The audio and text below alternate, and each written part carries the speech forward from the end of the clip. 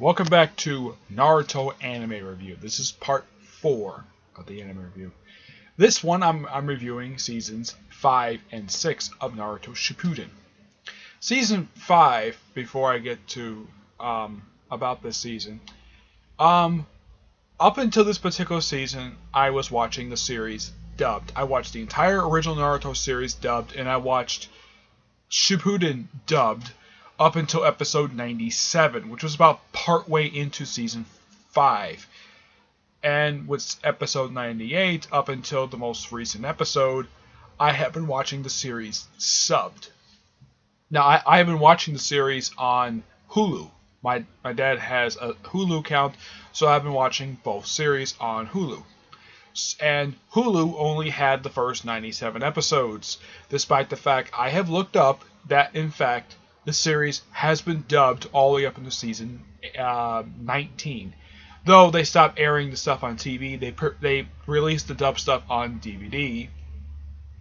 I think what season year 18 or 19 is when the last time they officially released episodes that were dubbed. So I decided to switch it to switching the episodes from dubbed to subbed. And it didn't really cause any really big problems for me. It was a bit jarring at first, but I got really used to it. And I didn't have a really big problem with it at all, since a good chunk of these characters I already heard them in English. So I figured, though, why not hear them in Japanese? And plus I get translated subtitles. Yeah. So, Season 5 is the season they introduced the three-tailed turtle.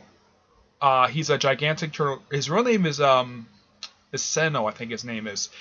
Though it's not revealed in this season. It's actually revealed much later on in the series, during the Fourth Great Ninja War. I believe in season 18 is when they finally reveal the guy's real name. And some of you also are thinking, where's his Jurajiki? Basically, because all the rest of the tailed beasts have been trapped in him. That is not explained until season 20.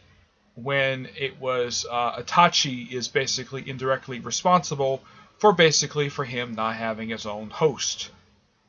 Yeah, because Itachi basically indirectly killed his previous host. So, yeah, that's the reason why he's on his own.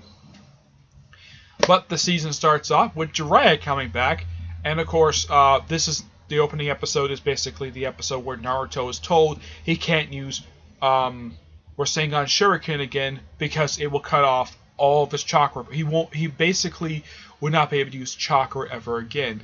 Though in 3 seasons he's able to use it again in Sage mode perfectly fine, because he's got a lot more energy saved up with that than with at this point. So so using that move he's put on hold.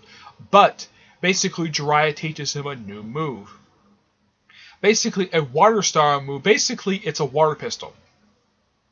Yeah, basically, the way to describe it is that Naruto and Kamikaze's brother, who apparently does not know water style, though it's later revealed that Kamikaze knows fire style, his younger brother, who is basically obsessed with having snacks, pretty much, with those two, they're pretty much learning water gun. I'm not kidding. It's basically water gun. Yeah, it's basically a move from... Yeah, it's basically like if you watch it and you're familiar with Pokemon, it's like you're helping a giant toad learn water gun. That's essentially what this is. Just basically infusing wind and water style chakra to form this big move, and it does help. Though, after the season, for some reason, Naruto doesn't use this move very much for some reason. Basically, the move is supposed to be a substitute for the Rasengan Shuriken, which he can't use anymore, despite the fact he basically spent all that time learning this move, and he can't use it anymore because it will cut off all his chakra points. Yeah. And while this is going on, Tsunade sends out Team Koronai on a mission, but with their sensei basically being pregnant and unavailable, Kakashi steps in as their team captain. And it's still called Team Koronai, despite the fact that Koronai is not there. Yeah, so they're sent out to investigate sightings of the turtle near a lake. Well, on the way there, they are confronted by, well, course, also, while this is going, while Naruto is training to use water gun, and of course, Kakashi and Team Koronai are off to get the turtle, Orochimaru sends a woman named Garen. Yes, a very lovely woman who is an associate of his, out to get this particular turtle and to work with this little boy who apparently knows Sasuke. Sasuke doesn't have a problem with this guy, little boy, at all. It's, well, he's kind of he's basically kind of a wandering boy. In a way, Orochimaru kind of treats him as his own personal son, in a way, but it's later explained that the reason why this kid doesn't have any parents is because Garen killed his mother. Of course, that's revealed much later on in the season. And basically, Garen is told to get a team together and work with this kid to get this turtle for himself and to prevent the Akatsuki from getting their hands on them. Though they later get their hands on them anyway, so I'm getting a little ahead of myself. So they go out and they run into Garen's team. After Garen's team had pretty much formed, basically it's basically comprised of about 5 people, one of whom is very loyal to Garen. The other ones couldn't give a damn about them. Originally it was much more larger group, but half of them pretty much got killed off because they wanted to turn against Garen. So yes. So they go out and they later confront Team Koronai and Kakashi with a crystal. And here's the thing: Garen is a crystal jutsu user, and basically kind of traps Team Koronai and Kakashi inside of a crystal labyrinth. And while fighting other guys, Hinata is captured indirectly and put inside the crystal. But of course, the Shino had sent an insect that was inside of a crystal back to the Hidden Leaf Village via messenger, just so they can analyze and figure out how the way to combat it, because they had pretty much confronted briefly before the thing closed out. So after getting information and everything analyzed, Tsunade sends out Team Kakashi. And they go out and they come across the crystal labyrinth, and this thing takes up about 3 kilometers. It takes up a lot of areas. Now, if you look at it by acres wise, it looks like it takes about 20 acres of land. That it's gigantic. It's basically the size of Madison Square Garden if you look at it. Yeah, that's pretty much what it is. It's the size of Madison Square Garden. So they try to use all different things, try to get inside, but Naruto's like, why don't I use my new move? So he summons his frog, performs water gun, smashes his way through, and gets to Hinata. Though Hinata gets sort of almost swallowed by Gamakachi's. I don't really remember his name. It's Gamakachi's brother, the one who's obsessed with food. Yeah, he's like, I'm hungry. Yeah, he's always obsessed being hungry, and he's really funny frog. He's basically the color. He's basically a yellow toad. No, he's not a coward per se, though he is usually a good help, despite the fact that he is usually very hungry a lot of time. It kind of reminds me of Choji in a way. So they actually get Hinata, and he's very carefully set down on the ground, and then he's distracted by a fly, nearly dropping her. There were some cracks, but the cracks do stop, and Hinata is able to get out of the crystal because she cuts off her chakra points. She's able to do that while she's out of the crystal, which I'm like, that's not a bad idea. And I gotta praise Hinata for her forward thinking. And she gets out of it, and of course they all meet up, and Yamato forms his house, and they go out and find these guys again. Had some fighting here and there. And then, of course, later on, Team Gaia comes in to reinforce them while they're taking on this gigantic turtle, which Naruto noted when Gamakachi and Gamashus, I think it's the pronounce his name. I really don't remember how to pronounce this frog's name. This toad's name. They go out and they see the turtle, and Gamakachi notices this has 3 tails. So he points out this giant turtle is simply a tailed beast.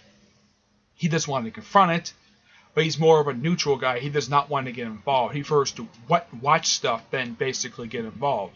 He's not a lazy toad per se, but he prefers not to get himself in too much danger. So I at least got to praise him for that. And of course they get blown back.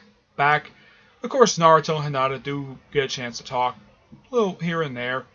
Though Hinata doesn't do her thing where she has her face turned red and she doesn't faint at the sight of Naruto. She doesn't do that at all. She's usually very happy to see him. But, yeah. Of course, when they all meet up and have all these teams there, they pretty much, also, Team Ashima comes there as well. Well, yeah, as far as I could, yeah, Team Ashima basically come with Tsunadi's assistant, Suzune. And they formulate a plan to deal with the turtle. Basically, Naruto's team will, there'll be like three teams. There'll be a ceiling team, which is comprised of Suzune, Hinata, Sakura, and Ino. And Naruto's like, okay, girls can basically have better, have, the reason why that they're chosen is because according to him, girls are better with chakra control than guys are. But then, basically, why not Tenten get involved? Because Tenten has very poor chakra control. So basically, she set out to, well, take on the bad guys. Yeah, so simply put, while Team Guy and Kiba take on the other guys, Naruto's group takes on the crystal user, Garen. And during the course of all this, while the sealing team are trying to basically seal the turtle, he, of course, breaks out, and, of course, Naruto and Garen get sort of swallowed by the giant turtle, and they have to reluctantly work together in order to get out the turtle. And, of course, during the course of this, Naruto tells her that he is the Jurajiki from the... He is a Jurajiki, basically, because he doesn't want the little boy to end up like him. And she is surprised about this and how much they work well together. And the only reason, and he also reveals that the reason why he doesn't want to fight her because she's seriously wounded. Which, wow, that's actually really good on Naruto for do. Don't fight a seriously wounded opponent. So even though they're reluctant to work together, they work really well together to get out of this turtle. And they do get out of the turtle. It takes them a little while, but they do get out of it. Of course, also using also shadow clones, using some of Sharingan's, her using her own moves. Even though that they're reluctant partners, they, like I said, they work well together, and they get out of the turtle perfectly fine. Though, even at one point, because Karen is thought to have been killed, so pretty much the little boy, this child, I don't remember the child's name, uses the turtle to go on a rampage, and the seal fails, by the way. So, the only way to defeat it is by Gamakachi saying that he knows fire style. And Naruto doesn't know fire style. He's like, and he's surprised that he knows fire style. So he sends Gamakachi's brother back to the Mount Matsumi, I think it's how you pronounce things, the mountain's name.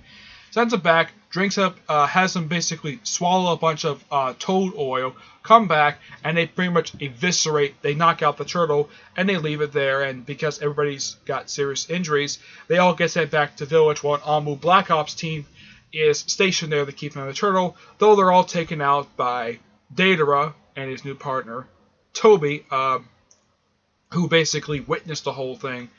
And of course, they take the turtle back with them to the Akatsuki hideout. The following season, in Season 6, this is the season where the show decided to kill off not one, not two, but three characters. Also, Garen managed to survive, along with her bodyguard who apparently got killed. They also had to go happily ever after, though Garen herself was not seen again until the last episode of Season 20 in a quick cameo. Though she got like one line to her and the little boy, a little guy, I don't remember the guy's name. They show up again at the end of Season 20 in the final episode before they go to film the last. And that's the last time they're seeing the show, though she doesn't see Naruto. The only reason why she came to Hidden Leaf Village because Naruto became famous at that point. Okay? But now moving on to Season 6. Season 6 is a little more interesting of a season because, like I said, there are three characters that get killed off this season. Orochimaru, Jiraiya, and Itachi Uchiha. They all get killed off. But in order, Orochimaru gets killed first, then Uchiha, then Jiraiya gets killed off while all this is going on. So, Yeah. So you have 3 characters get killed off over the course of a season. Now, the season starts off with basically Sasuke killing Orochimaru. This happens in the first 2 episodes. Now, Naruto in the first half of the season is absent for a good chunk of it. Mainly because it's focused on Sasuke forming his team called Hebe, comprised of a guy from the Hidden Mist Village, who apparently can turn to water, a woman who has a thing for him, and a guy who's got a curse mark who apparently thinks of him as the guy who was leader of the Sound Ninja, the Sound Five, the true leader of them. He thinks of him as sort of his successor to keep an eye on him. So after they break everybody out, and of course, while this is going on, Naruto and his team are formed about Orochimaru's death. Of course, also Jiraiya just happened to be there. And Naruto's like, hey, let's catch up. Let's figure what's going on. And then Sakura gets mad and hits both of them in the head. Naruto's like, what'd you do that for? I mean, Naruto makes sense, but why the heck would she hit Jiraiya? And of course, Naruto's informed about Orochimaru's death. But yeah. And then, of course, the team goes after Itachi. But Naruto's team decides to try to capture Itachi or his partner in order to get the Sasuke. So, yeah, so Naruto's team is sent. Naruto sent out with a team. From what I can tell, it's comprised of him and Team 7, Team Koronai. I think Sai is there as well. And they go out and they try to get to. Naruto runs into Itachi, who puts a jutsu on him, which actually gets followed up upon much later. Actually gets followed up upon, I believe in season 17. It's when basically when the reanimation it was during the Fourth Great Ninja War. They follow up on that. Basically, Naruto got a crow inside of him, a crow that has a human eyeball as an eye. Yeah, that gets later followed upon much later when Naruto gets involved with the Fourth Great Ninja War. But yeah, Sasuke eventually does kill Itachi. Well, in a way, Itachi succumbs to the big, humongous battle he has with Itachi. And of course, this season was also the first time we also get a chance to see Granny Cat. Basically, Granny Cat is this is after, of course, Sasuke forms his team, and he goes to Granny Cat, who apparently has a long history with the Uchiha clan. She works with them, and Sasuke, somehow having money, my guess is he must have stolen from Orochimaru after he killed him. So he pays her for clothes and weapons, and they go out, and while Sasuke goes to front Uchiha by himself, his team are basically left to be kept an eye on by Uchiha's partner, one of the 7 swordsmen of the mist. I think his name is Apaki, Hiku, I think his name is. Yeah, he was first seen in the original Naruto show when, and he remembers Mike guy kicking him in the head. Yeah.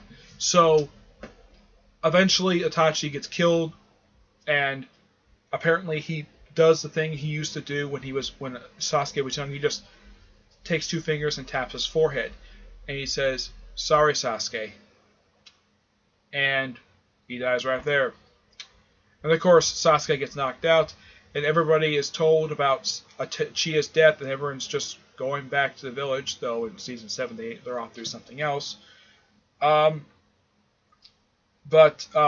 while this is all going on, Jiraiya infiltrates the Hidden Rain village to figure out what's going on there, and to figure out what's the true story, what's going on. He figures out slowly over the course using some rogue ninja. One, of course, he sends back to the Hidden Leaf village, though he finds out what is going on. Hanzo the Salamander had been killed, and this new group called this new guy called Pain basically had taken over the Hidden Rain village. Of course, as later revealed exactly the reason why. I'll be home any time. Make sure you're ready to go with the red polo shirt on, right, please? Okay. So, yeah. They confront him.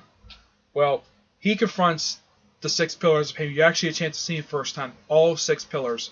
And it turns out that these guys are, in fact, his students. It's revealed in a couple of these little two-parters. Like one is actually revealing Kakashi's backstory of how he got his Sharingan Eye.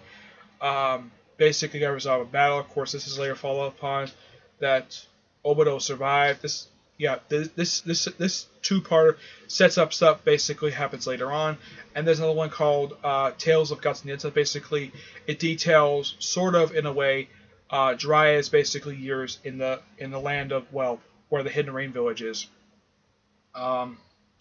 So yeah, and of course he's killed by one of his own students.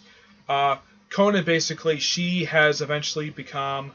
Apparently, she turns entirely into paper for some reason. She's like the lady angel that was mentioned to him. He does not see Nagato. He's not seen too much later. Apparently, something happened. You don't see him in the flesh until season 8. But Nagato, one of his other students, one with orange hair, he's the one who's kind of like the sixth pain, and they all basically put these lead poles into him, and so he summons one of his. Of course, he also goes to sage mode. He gets defeated, but he managed to inscribe these series numbers on the back of this particular frog, who was kind of like an elder frog in a way, but not like the top elder frog. So he goes back to the Hidden Leaf Village, which this later gets followed upon at the start of season 8.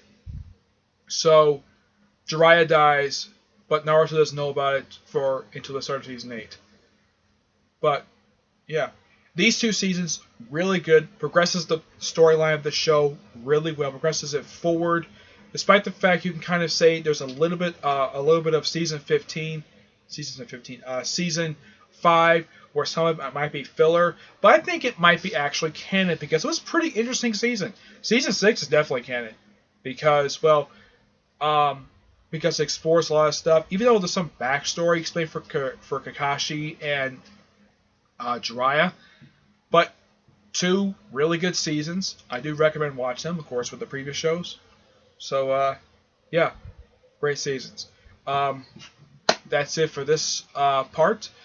Stay tuned for part 5, where I will go over seasons 7 and 8. 8 is one of my favorite seasons of the show because of how exciting it is. Okay? But until then, I will see you there. Bye.